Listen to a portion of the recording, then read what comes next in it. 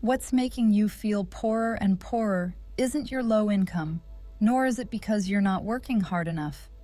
It's the seemingly harmless habits in your daily life.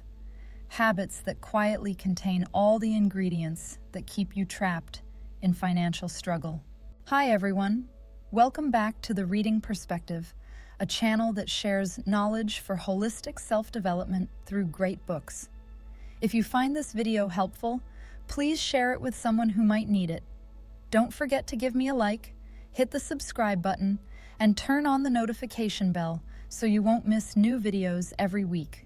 Today, I want to share a very simple yet incredibly useful book on personal finance called The Latte Factor by David Bach and John David Mann. Once you learn to recognize the latte factors creeping into your everyday life, you'll understand why you're not getting richer, why saving feels impossible, and how to overcome your fear of spending and the anxiety of not having enough. The author, David Bach, has appeared on The Oprah Winfrey Show and is one of America's most influential financial experts. Many people have said his advice completely changed their lives. What makes the book interesting is that it's written as a story. The main character, Zoe, a young woman in New York, earns a pretty high salary, about $5,000 to $6,000 a month. Yet she constantly feels broke and even struggles with credit card debt. Through the story, the financial lessons become relatable mirrors for our own lives. I hope this book will inspire you too, because it isn't just about managing money. It's about values, habits, and lifestyle choices that help you overcome the fear of not having enough. As Aristotle once said, "We are what we repeatedly do." Excellence, then, is not an act, but a habit. And building the right financial habits is the key that unlocks your personal freedom. Now let's dive into today's content. Zoe works as an editor at a publishing house in New York. One day, while buying her usual morning latte, she spots a beautiful painting of an island. She really wants to buy it, but the moment she hears the price, $12,200, the same four words instantly pop into her mind. I can't afford it. She has said this phrase countless times in her life. No money to travel, no money to take courses, not enough to buy this or that. Back at the office, feeling depressed and overwhelmed by financial stress, her editor-in-chief notices and advises her to talk to Henry, the coffee barista in the building. Zoe finds it strange. Why talk about money with a barista? But this conversation ends up changing her entire life. Curiosity eventually wins, and Zoe meets Henry, feeling conflicted. A friend had just offered her a higher-paying job, but she loved her current work. Only the salary wasn't enough. She stood at a crossroads many young people face today. Should she stay at the job she loves and find a side hustle, or take the higher-paying job she doesn't care for? Henry tells her, to stop worrying about money, the answer isn't to make more. What you need is the ability to achieve financial freedom. He continues, just 3 steps. If you can do them, you'll gain financial freedom. Zoe laughs internally. She imagines those 3 steps must be winning the lottery, becoming famous overnight, or inheriting money from some long-lost relative. Do you think the same way? But achieving financial freedom isn't as far-fetched as it seems. Step 1. Pay yourself first. Invest in yourself before anything else. What does investing in yourself mean? Learning a new skill? Studying abroad? Traveling to expand your horizons? Not necessarily. Henry explains, investing in yourself means you must be the first person to receive your money, not the government, not companies, not anyone else. This means setting aside a fixed amount for yourself regularly. No excuses, so compound interest can work. Many people think compound interest is unrealistic, a distant fantasy. But in reality, it's a natural law, the same way a tiny seed grows into a forest through gradual layers of growth. Henry gives Zoe a simple calculation.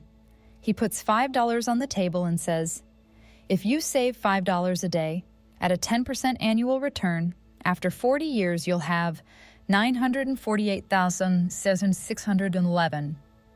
If you save $10 a day, after 40 years you'll have $194 million. That's the power of compound interest. Many argue, I barely have enough to live each month. How can I save regularly?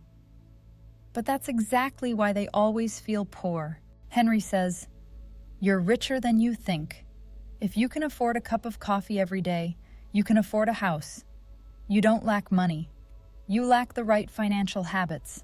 The Latte Factor represents all the unnecessary daily expenses that seem harmless but accumulate into a huge financial drain over time.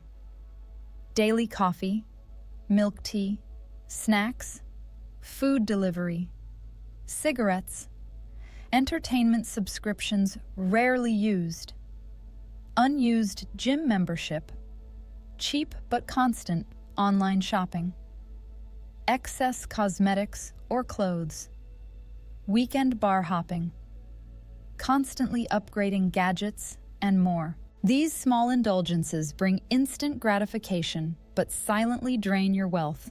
Once you identify your latte factors and gradually eliminate them, you'll be able to save money effortlessly and build habits that can change your future. Step 2. Automate your finances. Instead of tracking every expense, which is tiring and unsustainable, set up automatic transfers. Open specific accounts, like a retirement account. Each time you get paid, automatically transfer a fixed amount into it. Treat that portion like it never existed. You can create other accounts too. Retirement fund, 6%. Fund for parents, 2%. Education and self-development, 4%. Travel/dream fund, 4%. When saving becomes automatic, you no longer feel guilt or stress when spending, because the most important part, your long-term future, is already taken care of.